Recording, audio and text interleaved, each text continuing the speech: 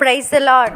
పరిశుద్ధమైన దేవుని నామంలో అందరికీ వందనాలు తెలియజేస్తున్నాను.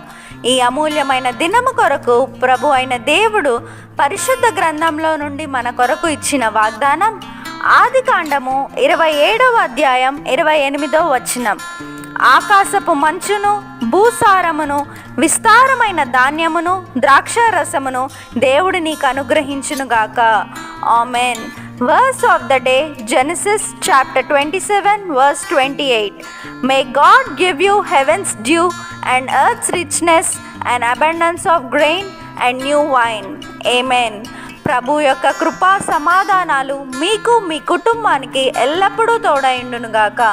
ఈ వాగ్దానం విన్న మీ అందరికీ ప్రియమైన యేసు నామంలో శుభములు తెలియజేస్తున్నాను.